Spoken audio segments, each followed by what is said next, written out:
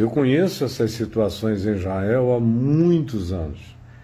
Eu comecei lá na época do Yom Kippur, e de 74 para cá eu peguei todas as guerras.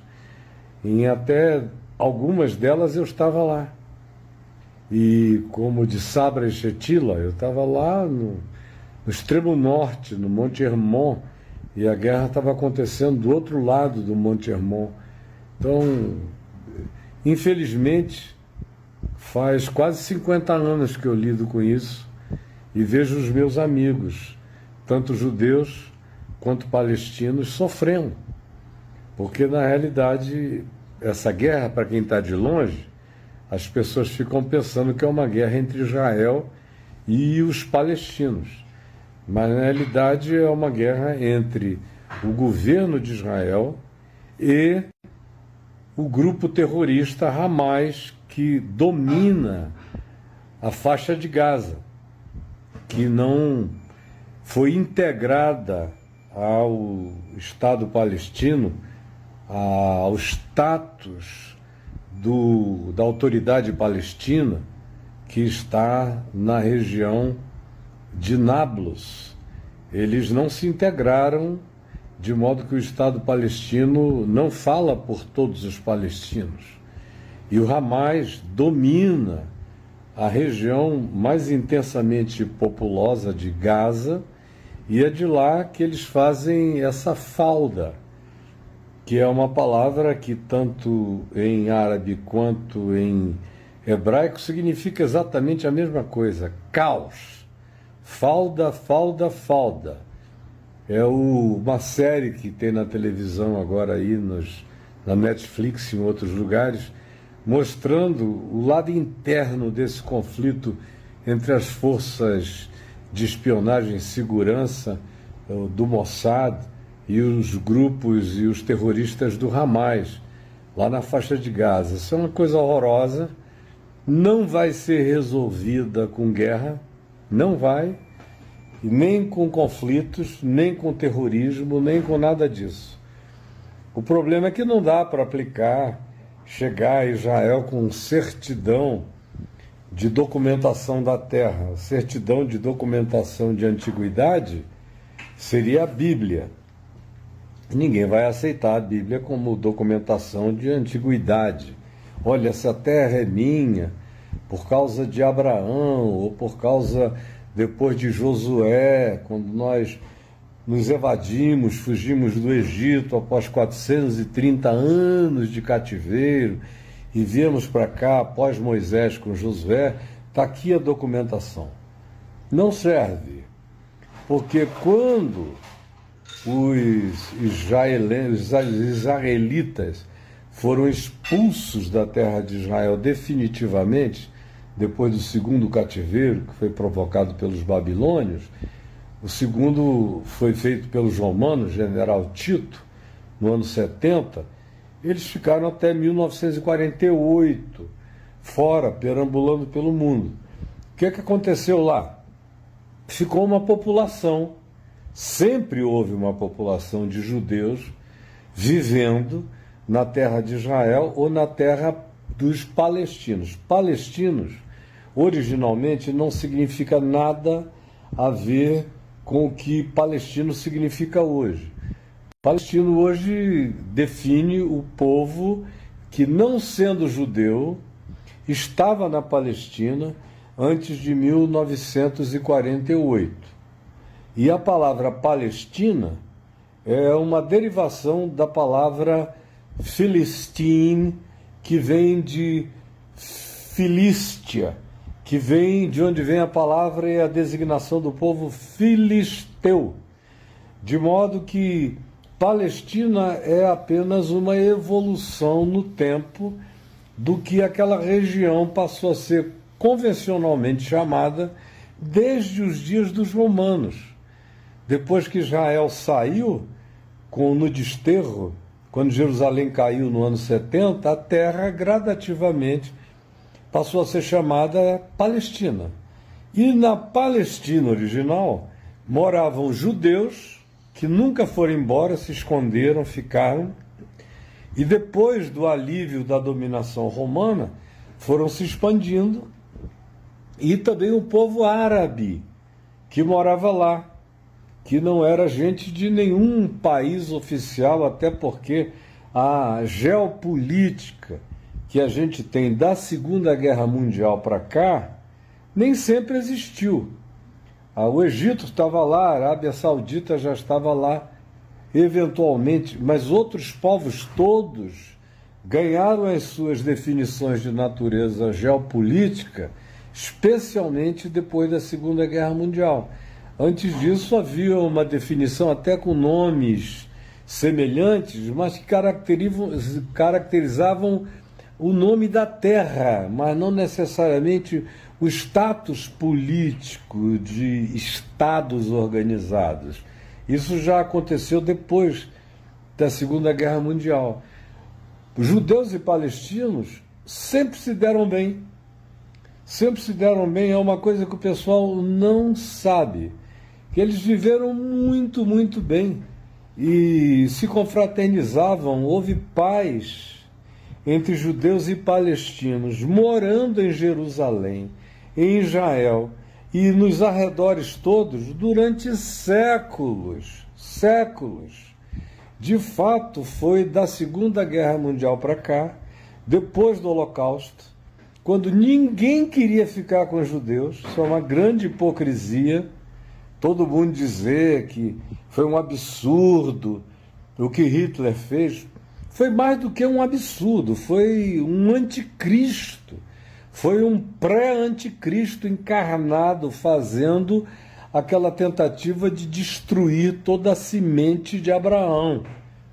Isso é uma outra história, eu já escrevi bastante sobre isso. Mas os outros povos que hoje barbarizam a barbaridade inequívoca e diabólica do que Hitler fez, ficam dizendo e só contestando o que Hitler fez, e o que ele fez é para ser contestado eternamente. Mas ninguém queria os judeus.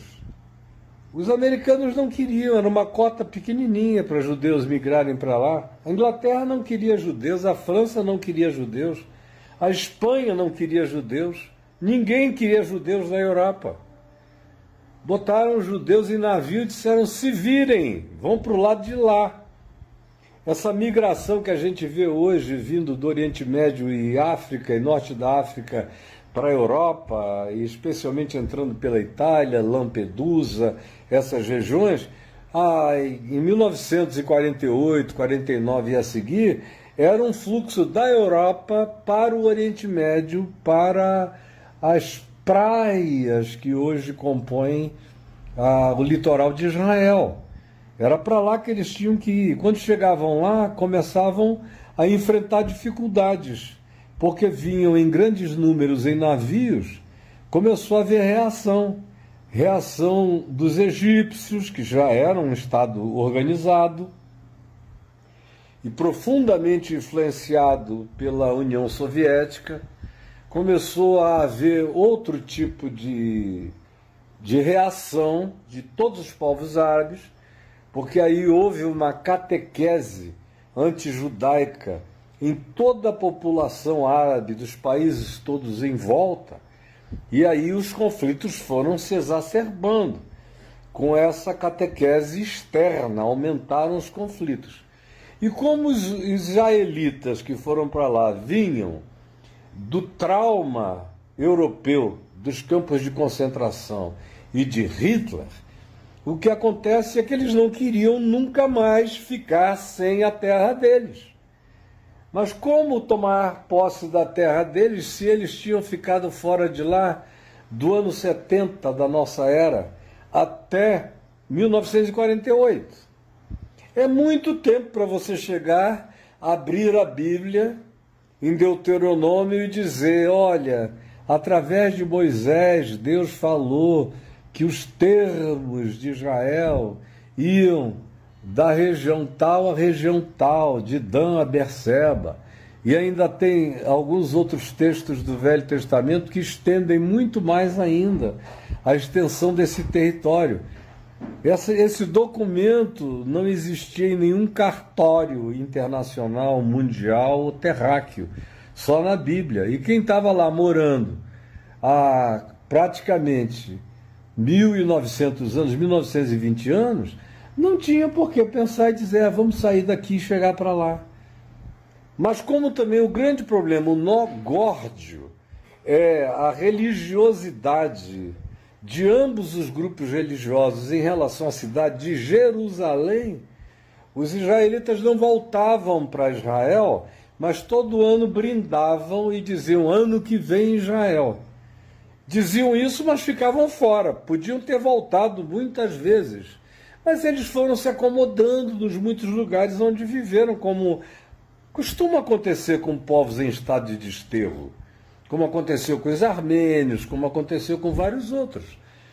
Então, quando voltaram por causa do que aconteceu no Holocausto, os árabes disseram, bom, esses caras estão chegando aqui agora e querem tomar Jerusalém e fazer de Jerusalém a sua capital espiritual, como eles nunca deixaram de dizer que Jerusalém era a sua capital espiritual.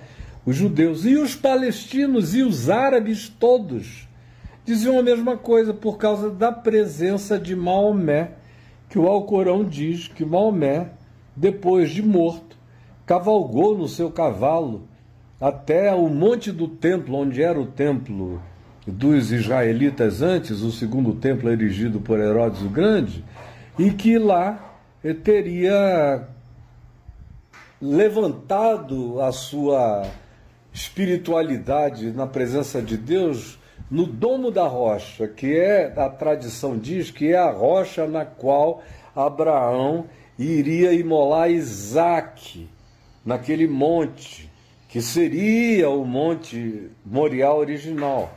Ao mesmo tempo, no Alcorão, a mesma história da Bíblia dos judeus é contada diferente. Abraão vai com seu filho Ismael, que é filho de Abraão com a escrava Agar, uma egípcia, para oferecê-lo a Deus no mesmo monte, na mesma pedra. Então, a história dos judeus que está na nossa Bíblia tem uma versão, uma narrativa islâmica no Alcorão. Então, baseados em Bíblia judaica ou Bíblia islâmica, que é o Alcorão, baseados em Abraão, o nó górdio se funde. Aí vem Israel quando domina, quando consegue vencer as guerras e depois a guerra da independência e toma Jerusalém e declara Jerusalém sua capital político e espiritual. Os árabes não aceitam, porque lá já está erigido aquele domo dourado da rocha desde o século VII. Foi uma construção feita, financiada pelo Egito, para celebrar a presença de Maomé, que depois teria sido assunto aos céus a partir dali, e que teria deixado até um fragmento da sua barba, num lugar que eu já visitei muitas vezes, dentro de um vidro que está lá. Não importa quais sejam as verdades dos fatos, o que vale são as tradições e as crenças. Esse é o poder devastador que a religião tem. Ela estabelece suas crenças e, em razão disso, na vida real, os homens, os seres humanos, se matam uns aos outros. É por isso que, se você abrir aí em Gálatas, no capítulo 4, Gálatas, carta de Paulo aos Gálatas, capítulo 4, você vai ver Paulo dizendo que aquela Jerusalém, essa Jerusalém que eu visito desde os anos 70, por razões históricas, arqueológicas, geográficas e de cultura, sobretudo, eu aproveito para o enlevo espiritual a partir da palavra do evangelho que eu prego e não da localização, porque para fazer o enlevo espiritual a partir da palavra, você não precisa levar ninguém até Israel. Eu levo pela cultura, pela história, pela arqueologia, pela geografia, pela formação do cenário na mente das pessoas para entenderem muito melhor, não só a leitura bíblica, mas eu não fico preso só à Bíblia, eu ensino também lá a história subsequente à Bíblia, até os dias de hoje.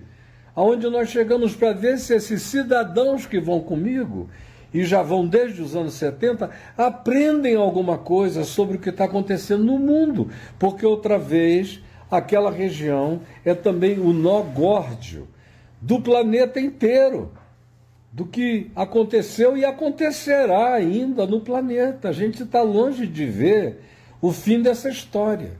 E a religião vai ser a mantenedora do fim do mundo até o fim do mundo. Ninguém se engane a respeito disso. Essas guerras do final do mundo são todas guerras religiosas. Não é ouro, nem é prata, não é nada disso. As guerras que nos levarão a conflitos cada vez mais exacerbados são promovidos por crenças de natureza religiosa, por loucura de fanatismo religioso suicida, por amor às pedras, por paixão pelo chão, por patriotismo autodestrutivo e que produz a compulsão tanto da autodefesa quanto do extermínio em relação a quem quer que se oponha a isso. De modo que é um conflito horroroso. Vocês de longe aqui, vendo aí os negocinhos, os jornaizinhos, sem saber de nada, o pessoal pega da última situação de guerra e vão discutindo, acordo de Oslo, isso e aquilo, o que é que fizeram, o que não fizeram. A complexidade do tema é milenar. Isso vem da guerra entre Sara e Agar. Lembram que Abraão era casado com Sara e não teve filhos? E aí Sara, desesperada para dar um filho a Abraão, porque tinha uma promessa que da descendência de Abraão Deus abençoaria o mundo, ela vendo e ficando velha, vendo que não podia ter filhos, o que que ela fez? Ela pediu à sua escrava egípcia, Agar, que dormisse com Abraão, que virasse concubina dele. E Agar era fértil e jovem, bonita e gostosa, deu logo um filho a Abraão, que veio se chamar Ismael, que é o pai de todo mundo árabe. Aí, algum tempo depois, miraculosamente, depois daquela visita dos anjos, de acordo com o livro de Gênesis, Sara ficou grávida e deu à luz ao seu filho Isaque, que é considerado filho da promessa, porque a promessa foi feita a Abraão e Sara, do ponto de vista bíblico, do ponto de vista da interpretação judaico-cristã. Mas a vida prosseguiu. E aí vem a história da narrativa que vem no Alcorão, feita por Maomé, isso já 600 anos depois de Cristo. Portanto, muitos milênios, 1,5 milênio, mais de 2 milênios e meio depois de Abraão, 3 milênios, 4 milênios depois de Abraão, e essa história se ergue para nós. Mas do ponto de vista de quando veio e chegou Maomé, foi 2.600 anos depois de Abraão, mais ou menos. E é dali para frente que os muçulmanos, portanto, há 1.400 anos, que eles sentem aquela terra como deles também. Aí você vai se meter nesse conflito? O Lula vai se meter nesse conflito? O Biden tem o que a dizer nesse conflito? Esse conflito não tem solução, a menos que haja uma desistência radical das crenças da religião. Escute bem, esse conflito não tem solução a menos que se desista dos dois lados das crenças fanatizantes do culto ao chão, ao solo, às pedras, ao lugar, como sendo o lugar onde se deve adorar. É aqui ou é no Monte Gerizim? É em Jerusalém ou é em Meca? Aí vem os judeus e dizem, não, é em Jerusalém. Aí vem os árabes, e dentre eles os palestinos que são árabes, e dizem, não, é em Meca e é em Jerusalém. Então Meca é o original, mas Jerusalém é fundamental, é o terceiro lugar mais santo para o mundo muçulmano. É Meca, Medina e Jerusalém. Então nós não vamos abrir mão do terceiro lugar mais santo para a gente. E que solução se trará? As Nações Unidas vão resolver o problema do fanatismo religioso? Da narrativa religiosa? Não adianta. Quem quer que esteja usando a palavra faxina aqui, está usando uma palavra nojenta. Deixa essa palavra para o lado, não aplique aos povos.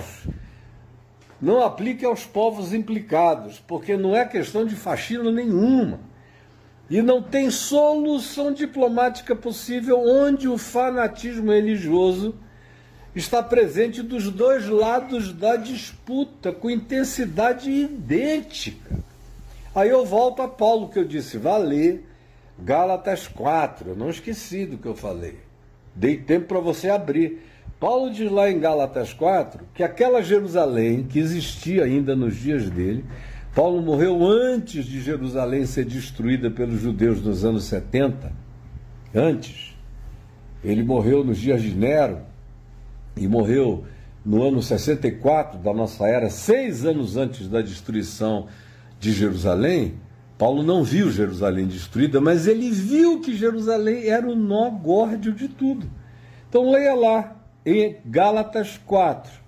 Paulo diz, olha, essa Jerusalém terrena só gera para morte. O nome dela é Cidade da Paz, Jerusalém. Mas ela só produz guerra. Ela não gerou nada dos jebuseus para cá que não tenha sido guerra. Nada, desde antes de Davi, só gerou guerra. Nos dias de Davi, Salomão teve um pequeno período de paz, depois guerra, desterro, sofrimento. Quantas vezes os muros de Jerusalém foram derrubados? Você chega lá comigo hoje, eu vou te dizer, olha, esses muros aqui têm, na maior parte deles, 500 anos de idade. Você encontra pedras, todavia, dos dias de Salomão, contra uma quantidade de alguns layers e níveis de pedras dos dias de Herodes o Grande, e depois você encontra pedra de todas as outras destruições, até chegar às pedras do muro atual, que é uma construção dos últimos 500 anos. Então, só gerou para guerra. Veja aquele filme Cruzada. Você já viu o filme Cruzada? Ele está longe de contar a história toda e a história das cruzadas, mas ele é uma ótima ilustração desse nó górdio horroroso no qual esses povos se colocaram. E o que vai acontecer é que isso, infelizmente, não tem solução. Mesmo que os israelitas, os israelenses, que é o Estado de Israel, os filhos do Estado de Israel são os israelenses. Israelitas é a pessoa de Israel, é alguém de Israel, ou da descendência de Abraão, que pratica o judaísmo e que nasceu em qualquer lugar do mundo. É o israelita. Agora, quem nasceu na geografia de Israel é israelense. Mesmo que os israelenses invadissem a faixa de Gaza e matassem todos os palestinos, matassem todos os terroristas do Hamas, não os palestinos, os terroristas do Hamas, meu Deus, cada terrorista tem filho e tem neto. Você só vai criando novas gerações. Esse conflito atual já tem 75 anos de existência. Ou seja, os participantes originais dele já morreram. Nós já estamos na 4ª geração, na 5ª geração do mesmo conflito, que só se exacerba cada vez mais. Então orai pela paz de Jerusalém, porque do ponto de vista humano, do ponto de vista militar, do ponto de vista político, a gente tem apenas sensações passageiras do embate.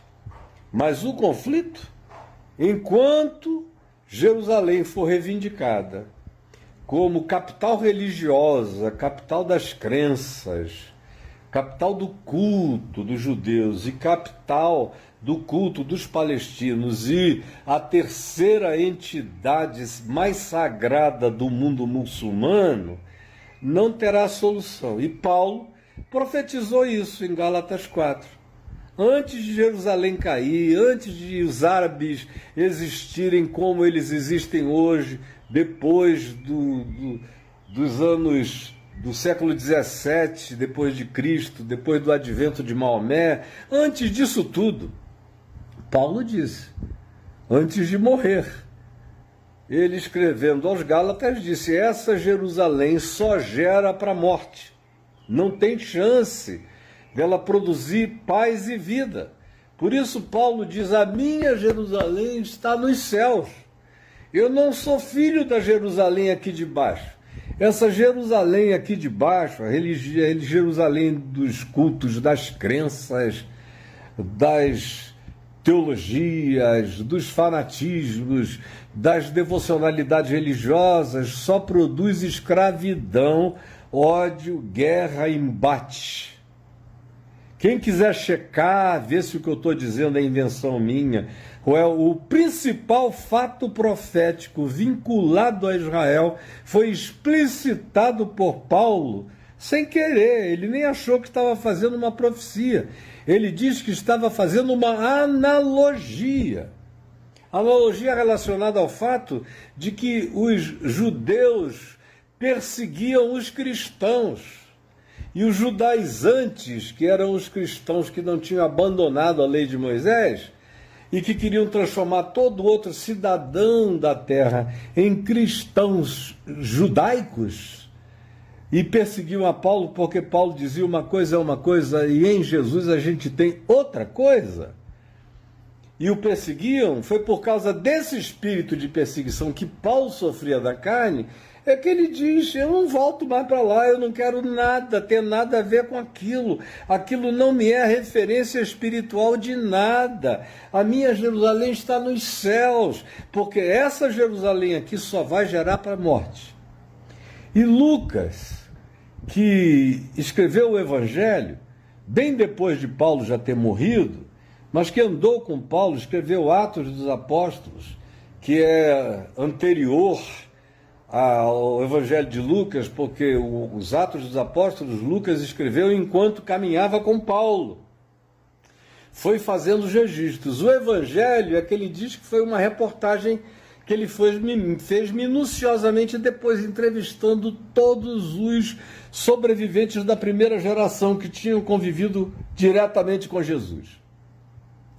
Então, o que Lucas diz no Evangelho dele é que Jerusalém seria pisada e seria lugar de guerra e de conflito até que esse aeon dos gentios e da desobediência dos judeus em relação ao Messias que veio e sofreu rejeição e eles não quiseram, viesse a terminar esse aeon, esse tempo, que não é caracterizado por dia, mês e ano, é uma era. Até o fim dessa era, o que vai haver é guerra e é conflito. E vá lá em Gálatas 4 e confira. Confira. Agora, eu estou assistindo aqui, eu iniciei dizendo que hoje à tarde, o Alok e eu tínhamos marcado um papo de vídeo aqui, a gente começou a conversar conversas gostosas, e aí o paizinho dele está lá, na festa dos tabernáculos, estava lá filmando tudo, quando o bombardeio começou a cair no meio da festa, em cima do festival e nos lugares de ajuntamento, especialmente na região de Tel Aviv, porque bombardear Jerusalém seria uma loucura, se eles assim o fizessem, porque também é um lugar sagrado para eles, então eles não querem bombardear Jerusalém. Bombardeiam outros lugares, à volta, lugares eminentemente israelenses ou judaicos, como foi o caso agora lá na região de Tel Aviv e adjacências. Eu estou dizendo essa palavra rápida aqui porque pode interessar alguém, eu vou parar, eu estou seguindo as coisas aqui, vendo as TVs internacionais, eu estou variando entre Al Jazeera, CNN e BBC, e de vez em quando passo aqui nas nas estações brasileiras e checando muita coisa aqui na internet para ver as últimas novidades, e também, agora mesmo, eu estava falando com a Alok, trocando informações, e ele está me atualizando das coisas que estão acontecendo lá a partir das narrativas do pai dele. Então, orem por toda aquela região, orem também pelo pai do Alok que está lá, pela família do Alok. Eles estão obviamente angustiados. Se seu pai estivesse lá, se o meu pai estivesse lá, se eu estivesse lá, meus filhos estariam angustiados aqui também. Vamos orar. Então, fiquem atentos. Se tiver algum fato novo, eu entro e falo, tá bom? Essa é a bênção da gente ter esses meios de comunicação. E distribua essa minha fala para outras pessoas que não conseguem nem entender por que isso tudo acontece. Isso é resultado da religião. Sim, é o Alok, o DJ. É o resultado da religião, é a guerra de religião. A religião vai acabar com o mundo. Com o mundo.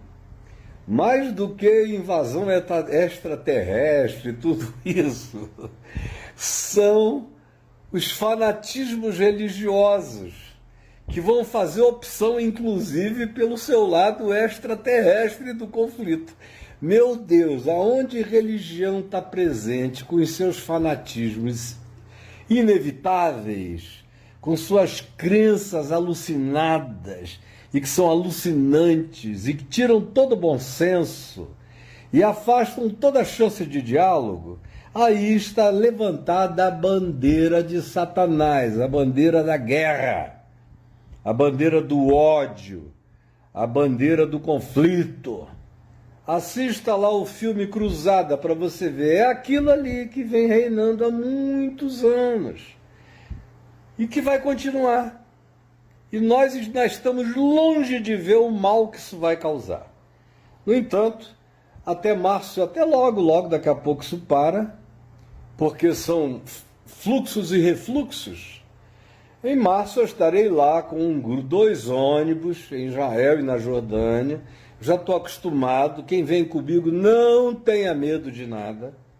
Não tenha medo, eu já estive lá durante várias guerras. Já estou até casca grossa disso. Não tenho medo de nada. Agora, o meu diagnóstico é preciso e é inquestionável. A história me dá razão, a Bíblia me dá razão, o bom senso me dá razão. Eu sei que estou falando a vocês palavras de razão e de bom senso. Enquanto houver entre os evangélicos e os cristãos esse fanatismo religioso por Israel, por Jerusalém, pelo Velho Testamento, enquanto o povo judeu continuar com o fanatismo em relação à cidade de Jerusalém, enquanto os islâmicos continuarem com seu fanatismo em relação a Jerusalém como lugar sagrado, porque Maomé teria botado o pé lá mesmo depois de morto no seu cavalo espiritual para ser assunto aos céus, a partir do Domo da Rocha, enquanto esse for o nó górdio, nós vamos assistir o apocalipse de geração em geração, evoluindo para o seu cumprimento horroroso. Então prestem atenção nisso e distribuam essa fala, que é fala de quem sabe o que está lhe falando. Eu não estou aqui em achômetro nenhum. É simplesmente o que não dá para negar. Quem tem o conhecimento mínimo sabe disso. E quem quiser melhorar, entre no meu portal caiofabio.net e escreva a palavra, os nomes Sara e Agar com H. Agar, Sara e Agar, ou então escreva a frase a semente de Abraão, e você vai encontrar uma quantidade grande de textos, artigos e de vídeos meus a esse respeito. Um beijo para todo mundo, orações, paz, e paz em árabe, paz em hebraico, paz em português, paz na língua dos homens e na língua dos anjos. É o que eu desejo de todo o meu coração, em nome de Jesus. E paz na casa do Alok, e da família dele, e paz sobre o pai dele, e sobre todos aqueles que estejam preocupados de coração com aqueles que vivem lá. Eu estou cheio de amigos lá, amigos israelenses e amigos palestinos. Como agora mesmo eu vou terminar e ligar para o meu amigo Issa, que mora lá em Nablus, naquela região, na Cisjordânia, para saber como ele está lá. Não aconteceu nada, mas o coração fica pequenininho, uma angústia só.